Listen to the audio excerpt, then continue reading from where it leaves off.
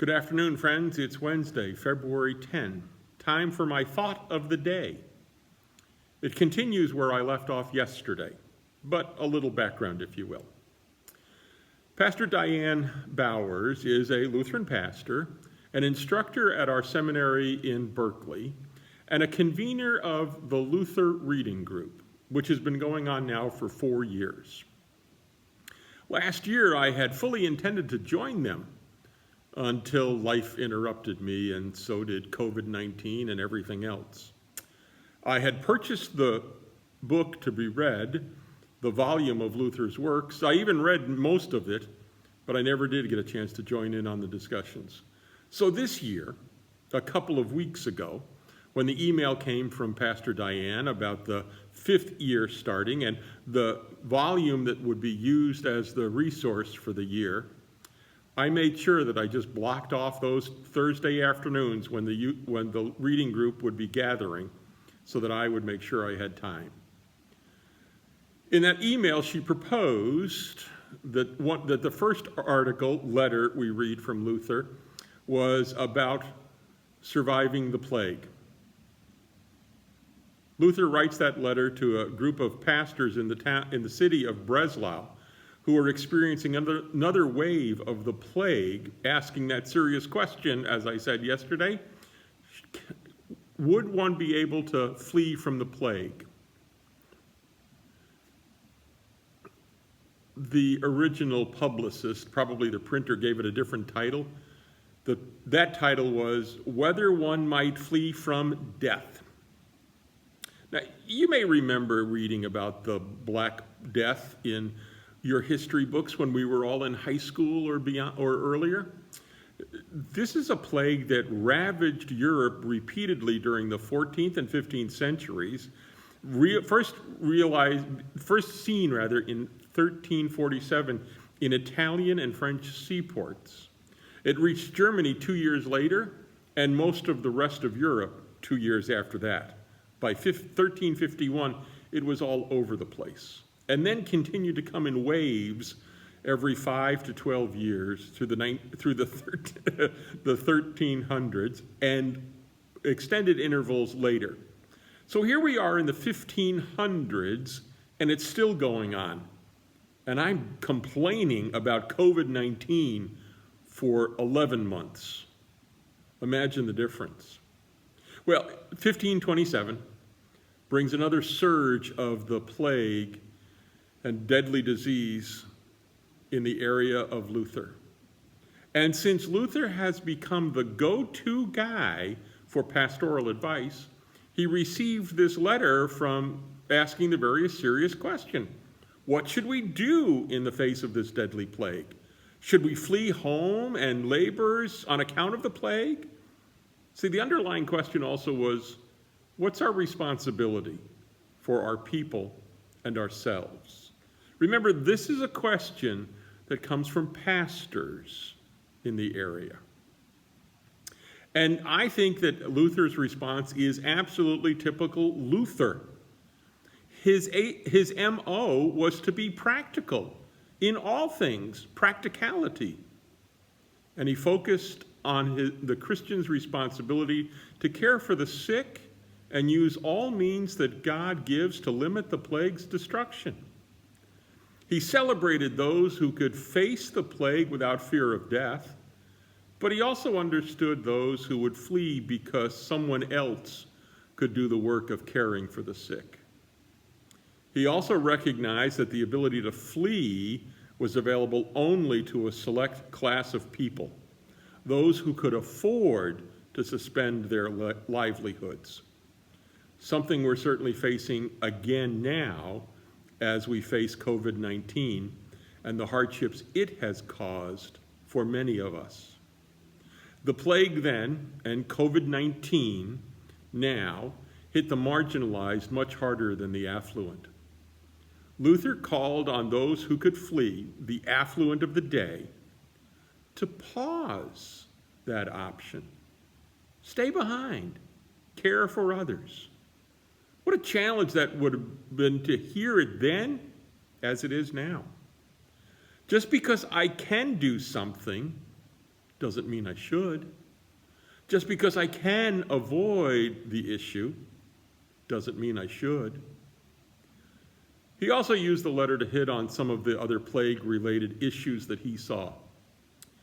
He suggested what seems like a radical concept to me now, the formation of hospitals so that care for the sick could be dispensed. He urged that cemeteries be moved outside of the town limits. I'm not sure exactly why, but I guess there would be a place of serenity. It also maybe was the fear of death causing more death.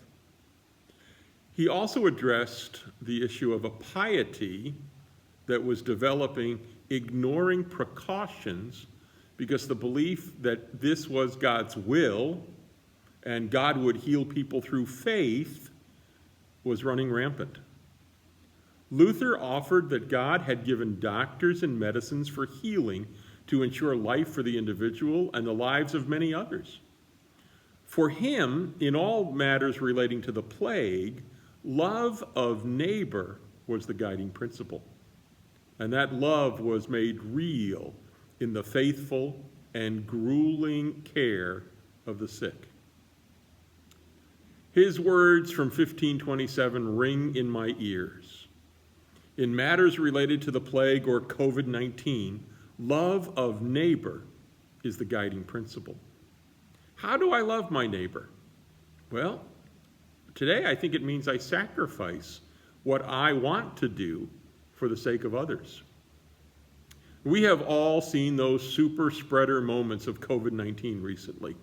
The spike in the numbers after Thanksgiving and Christmas. From the sources that I read, the positivity wasn't the result of businesses being open. That's a whole nother conversation. But it was our own selfishness in demanding that we be able to travel and gather as large family groups. Perhaps if we were less selfish, the numbers would have been different, and other venues might have been able to be open. I also want to acknowledge that it wasn't just those two holiday traditions that got us in trouble. I know of 3 occasions when people gathered to celebrate, and a COVID death resulted. At least one COVID death resulted from each of those celebrations. I can only assume that those who gathered now have a variety of emotions to deal with. Death is hard enough to deal with, but add to that the questions of why. Why did we gather? Why did Rick die? Why didn't we stay further apart? Why?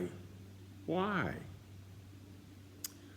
And like Luther, I have also heard those words that God will protect me. This isn't that bad. It's just like the flu. I've already been saved by Jesus' blood, so if it's my time to die, so be it. I have a hard time grappling with that, because now I've come to believe that those are really good rationalizations that are being used and created so that I can effectively say, I just want to do what I want to do. I don't want to stop doing what I want to do. I don't want to change anything that I've done. Like Luther, I want to remind all of us that God has given healing and the ability to heal to doctors, medical workers, medicines. God has also given the ability to try to see distance to other people who make the best decisions they can, who try to make sure that we stay healthy and careful. I encourage all of us to recognize those who try to make decisions that are intelligently crafted, to listen to the advice. Luther challenges us also to reevaluate our privilege and make decisions that come from love. Just because we want to gather, and I believe we all want that in so many different directions, doesn't mean that we should. Love looks at the needs of others before the wants of ourselves. It asks the question, how will my actions affect others? How might they affect others.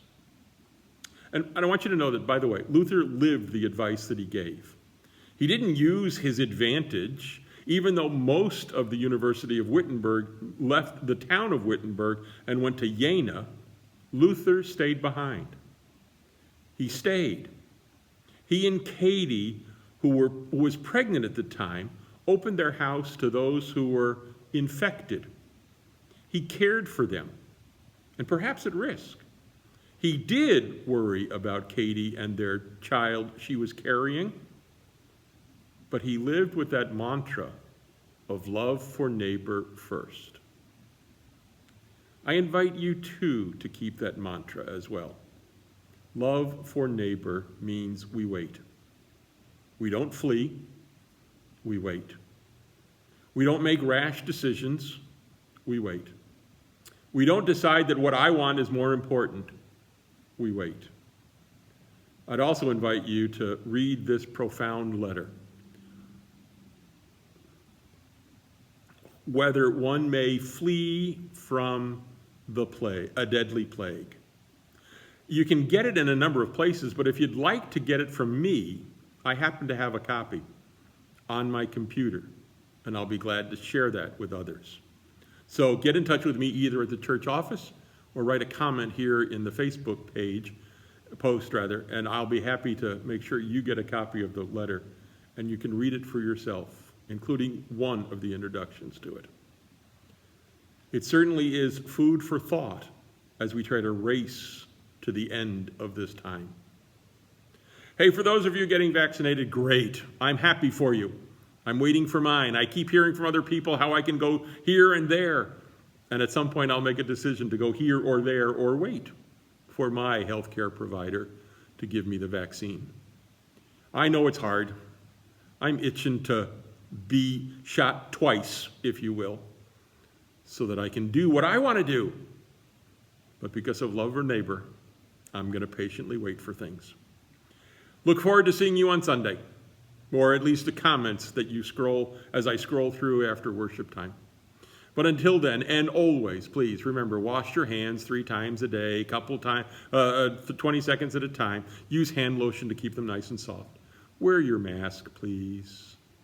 I'm wondering now about these double mask advice we're being given. I'm stubborn. I stay away from people. I talk to them on the phone.